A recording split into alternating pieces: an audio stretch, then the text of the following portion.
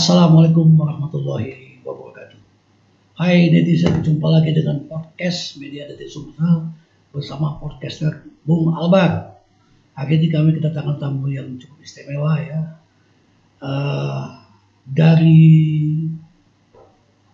APindo ya, Asosiasi Pengusaha Indonesia, yang merupakan organisasi yang representatif dari pelaku usaha ya, organisasi pengusaha.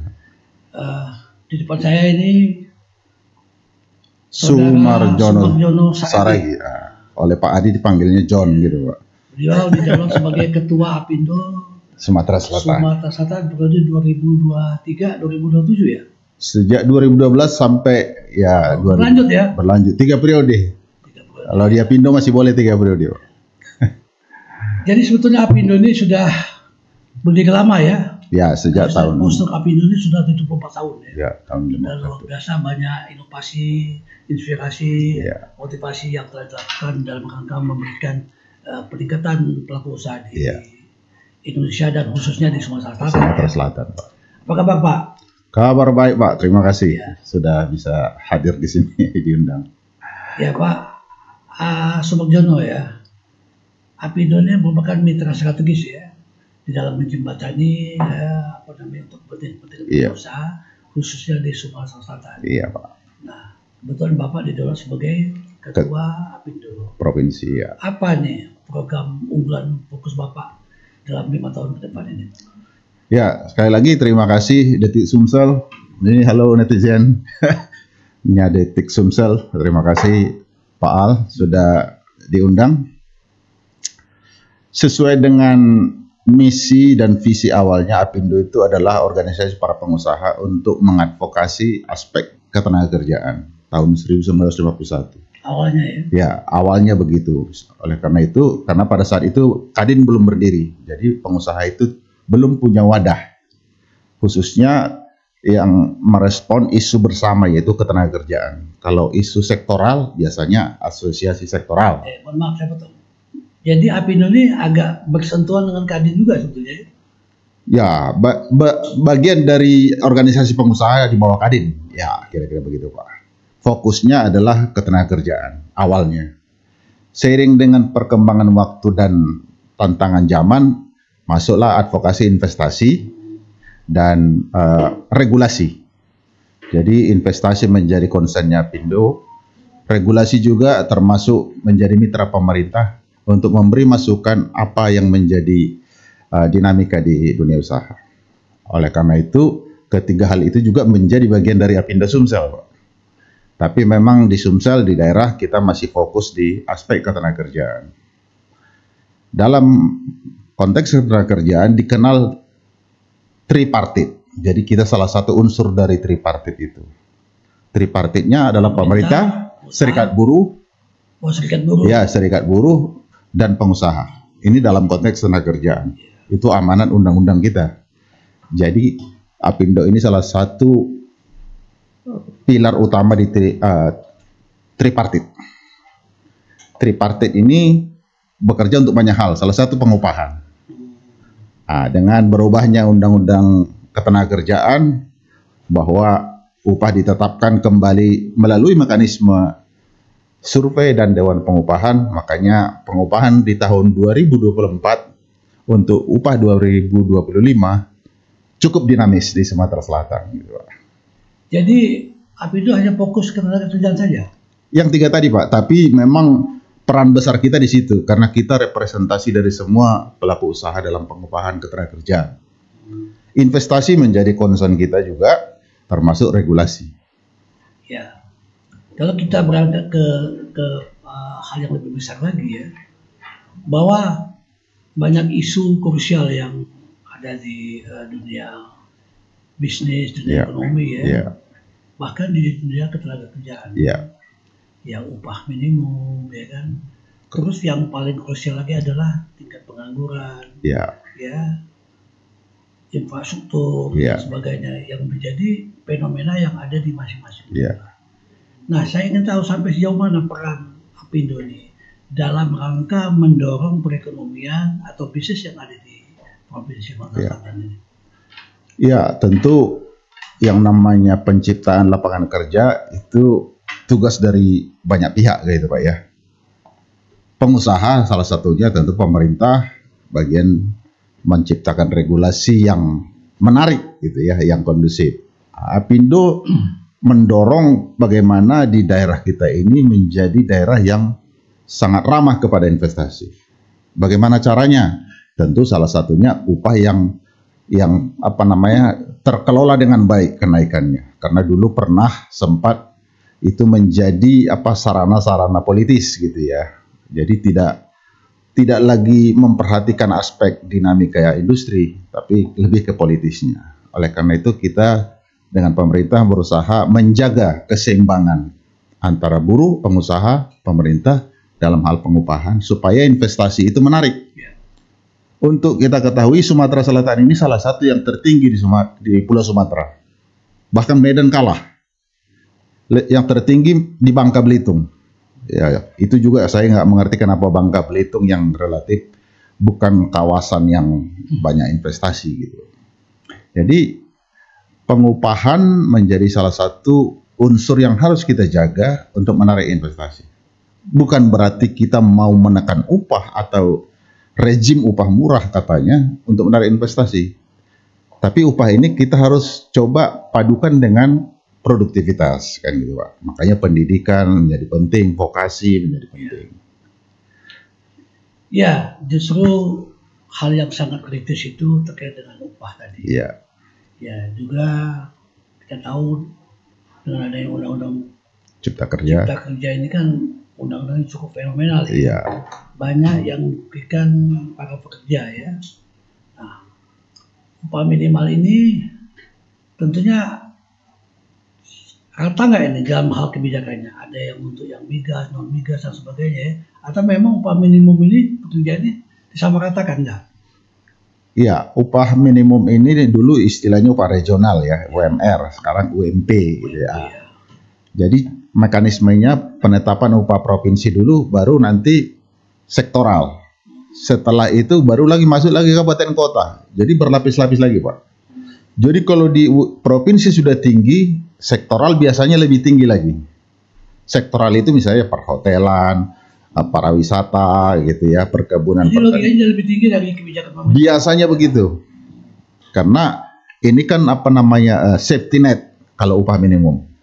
Untuk OMP Provinsi Sulsel kapan sekarang? Untuk tahun 2025 itu 3.733. Naik dari 3.400.000. Kerja berapa jam? 7 jam? Ya 40 jam seminggu. 40 jam seminggu, Ya. 1 hari 7 jam. 7 atau kalau 5 hari kerja ya 8 kan gitu Pak ya. Itulah ya. Ya. Jadi di sektoralnya dipilih sektor mana yang kira-kira kinerjanya bagus dan relatif menjadi unggulan di daerah tersebut. Ya kita di Sumatera Selatan ini tambang, kemudian pertanian perkebunan yang kebetulan harganya walaupun komoditi lagi bagus gitu, dan sektor lain. Jadi ada 3 sektor yang dipilih oleh pemerintah. Artinya OMP itu tidak boleh dibawa kebijakan pemerintah daerah ya? Secara hukum kita pengusaha minimal, wajib. Ya? Itu minimal. Minimal itu Pak. Nah, yang menjadi soal apakah produktivitas pekerja sesuai dengan kenaikan upah itu jadi tantangan. Ada bidang perkebunan bagaimana? Ya Pak? Perkebunan. Ya perkebunan itu salah satu karena jumlah karyawannya banyak, jadi naik dia signifikan dikali 1.000 orang pekerja, wah Luar biasa ya. itu dampaknya luar biasa secara angka-angka. Tapi yang namanya perkebunan itu situasional ya. Komoditi. Pada saatnya kadang-kadang harga pasar juga melambung tinggi. Ya. Apa ada efek juga dari pekerjaan? Itulah yang mau. Bonus atau apa gitu. Itulah yang mau kita jaga Pak. Jangan kita terlena karena harga lagi bagus, hajar tinggi-tinggi. Besok bisa turun karena ini komoditi Pak. Batu bara, kelapa, jadi sawit, karet. Jadi psikologis ya. Ya bisa naik turun. Fluktuatif ya. Kalau besok murah, Kaget mereka itu. pengusaha nggak sanggup bayar. Ujung-ujungnya jadi masalah, bisa PHK dan seterusnya. Sama dengan perkebunan kopi ya. Kopi kebetulan kopi ini kan milik masyarakat semua. Kopi gitu. Ya silakan. Milik masyarakat semua dan kopi sekarang harga lagi bagus. Tapi kita harus ingatkan kepada para petani kopi, jangan terlena. Ini komoditi. Besok lusa bisa turun, bisa naik. Ya, gitu. Sama dengan sawit. Apa yang statis ini biasanya? Kalau sekarang ini batu bara ya juga masih bagus lah. Tapi karet yang saya lihat beberapa tahun terakhir nyaris tidak ada perkembangan dari segi kebijakan, dan juga pasar karet ini juga relatif stagnan. Makanya kita lihat banyak petani juga berganti komoditi, Pak. Karena memang secara ekonomi tidak menarik lagi. Nah, ini juga tantangan bagi pemerintah. Mungkin pemerintah harus melihat karet ini salah satu unggulan Sumatera Selatan, tapi masih minus kebijakan. Gitu. Oke, Pak Soemarjono ya. Ya. Tadi dikatakan bahwa Apindo ini lebih kepada menyambung aspirasi terkait dengan ketenaga kerjaan. Iya, benar. Ya, tapi mungkin ada hal yang lain lagi ya. Iya.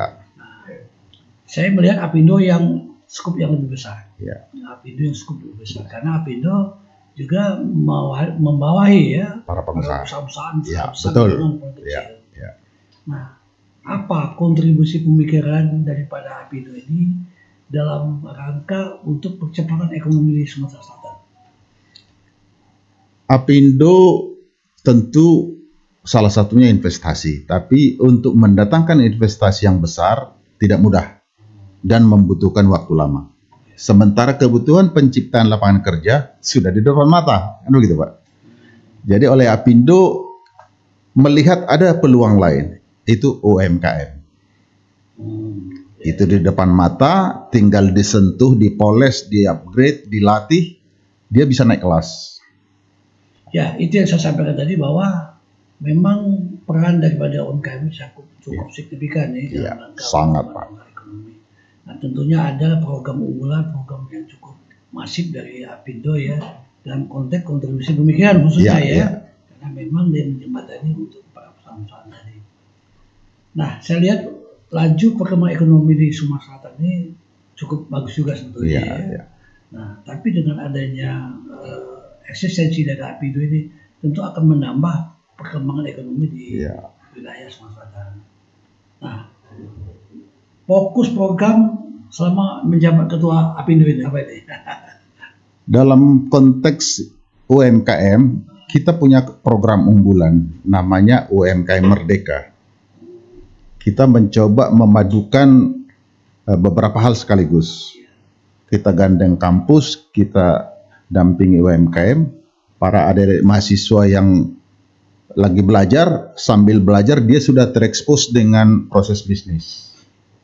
Nah, itu sudah kita lakukan 2 batch di tahun lalu, 2024. Jadi pada saat yang bersamaan, adik-adik mahasiswa belajar bagaimana bisnis dalam skala kecil, yang dia tahu dari ujung ke ujung, dan UMKM kita dampingi untuk bisa mengelola bisnis dengan baik, membuat laporan keuangan yang bisa digunakan untuk mengontrol kinerja bisnis, juga memahami tren-tren pasar global. Jadi itu sudah jalan, Pak? Kita tidak mudah, makanya sekali lagi dukungan pemerintah, karena ini melibatkan banyak pihak. Pemerintah, tadi sebelum acara kita bicara CSR. CSR itu harusnya juga sudah melihat ini sebagai sebuah target. Bagaimana memberdayakan UMKM sekaligus mengajak mahasiswa itu ikut terjun sambil berkuliah. Nah, ini program bagus. Saya kira itulah yang dikatakan strategi kolaboratif tadi ya. Ya, benar sekali. Bagaimana pandangannya? Strategi kolaboratif. Ya, indah dan enak didengar, tapi sulit. Dan salah satu kata kunci khususnya di dalam manajemen modern, bagaimana kita mengoptimalkan strategi kolaboratif. Betul, Pak. Ya. Kalau tadi dulu ada dari akademisi, dari mitra-mitra ya, lain. Apindo dalam konteks UMKM Merdeka tadi menjadi mentor. Ya.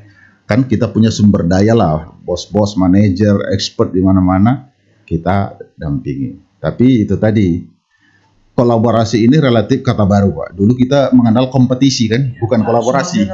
Keanggotaan Apindo sendiri, apakah memang terdiri dari para pengusaha-pengusaha juga di dalamnya? Atau ada dari elemen yang lain? Sesuai dengan namanya, Asosiasi Pengusaha Indonesia. Pengusaha. Dan biasanya yang tertarik dengan Apindo itu adalah pengusaha yang padat karya. Karena itu tadi concernnya Apindo adalah ketenagakerjaan, Pak. Makanya anggota kita itu kebanyakan perusahaan perkebunan. Ya. Yang kalau ada guncangan di regulasi ketenagakerjaan, dia langsung. Tapi kalau kita bicara perkebunan di Sumatera Selatan ini justru dominan. Ya, itu dia, Pak. Ya. Makanya. Ya, artinya pertama migas lah ya. Cukup signifikan. Nah, tentunya eksistensi peran dari Apindo ini sangat diharapkan dalam rangka mendongkrak ekonomi Sumatera Selatan ya. Ya, Sumsel ini nomor 5 sawit terbesar se-Indonesia. Nomor 1 itu Riau, terus Kalimantan Tengah, Jadi bicara tripartit. Ya. Ya, artinya menjembatani dari berbagai unsur tadi. Iya, ya. Pak. Pemerintah, pengusaha, pekerja ya. Ya. Kalau tidak salah, kalau dalam konteks hubungan antara industrial. Ya, hubungan industrial Kalau istilahnya. ada case persoalan sengketa, bagaimana komunikasinya? Atau bipartit atau seperti apa? Ya, dalam praktek ketenagakerjaan mengenal dialog sosial, gitu, Pak. Jadi apapun usahakan diselesaikan dengan dialog. Bisa bipartit, pengusaha dengan serikat buruhnya, bisa dengan melibatkan pemerintah tripartit. Tapi yang paling efektif itu kalau bipartit sudah sepakat itu kalau tidak sepakat dibawa ke tripartit, namanya libatkan pemerintah. Kalau di sini juga tidak sepakat, ya ada namanya pengadilan hubungan industrial. Ya itu juga ya artinya dinamika pengadilan tidak mudah juga. Tak oleh karena itu Apindo mendorong namanya dialog sosial. Pengusaha, serikat buruh upayakan duduk bersama secara rutin. Selama memimpin di Apindo di Sumatera Selatan ada case seperti itu? Ya relatif, yang namanya kasus selalu ada, Pak. Tapi kita selalu mendorong. Cukup krusial lah. Kalau krusial yang sifatnya masif relatif tidak ada karena kita nggak ada industri-industri yang seperti tekstil, alas kaki yang sangat rentan. Kalau yang sifatnya kasus karena memang masalah perusahaan itu ya PHK segala biasa. Ya, baik.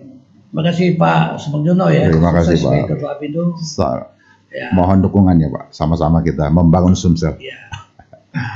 Apa yang perlu disampaikan untuk kepada para pengusaha yang ada di Sumatera Selatan ini ya. Kira-kira tip apa nih yang perlu Bapak sampaikan atau saran atau harapan dan sebagainya? Kalau saran saya kepada pengusaha pertama, mari kita jadikan para pekerja kita itu sebagai mitra. Bukan sebagai sekedar pekerja yang kita bayar dengan gaji. Ketika mereka menjadi mitra dan kita dekati dengan pendekatan dialog, ada rasa memiliki dia. Ada rasa memiliki, masalah bisa diselesaikan dengan cepat tanpa konflik yang tidak perlu, produktivitas naik. Ujung-ujungnya di situ. Jadi memanusiakan. That's it, Pak. Memanusiakan manusia, istilah zaman Pak Harto dulu. Gitu, Pak. Ini luar biasa nih Pak Sumagjono. Ya, terima kasih Pak. Ya, aktif dalam memberikan sumbangsih pemikiran. Ya. Tapi beliau aktif juga sebagai pengusaha perkebunan. Iya Pak. Ya. Iya Pak. Di mana nih Pak perkebunannya? Ada di Sumatera cukup banyak? Ya, kita pemain kecil aja Pak. Cukup makan. Kecil-kecilan. Ya, kecil-kecil. Kita menjaga yang besar-besar. Di Sumsel ya khususnya. Di Sumsel, ada juga di luar Sumsel gitu Pak. Ya. Cukup ya? Ya, terima kasih Pak. Baik, ya, terima kasih pemirsa ya. Tadi kami telah melakukan perbincangan dengan salah satu tokoh pengusaha di Sumatera Selatan, yaitu Ketua Apindo Bapak Sumagjono Saragih ya. Mudah-mudahan apa yang kami perbincangan akan membawa inspirasi, ya, motivasi, bahkan menjadi kreasi dari masing-masing para pengusaha yang ada di Sumatera Selatan. Demikian netizen, saya sampai di sini mengucapkan assalamualaikum warahmatullahi wabarakatuh. Waalaikumsalam warahmatullahi wabarakatuh. Lama-lama.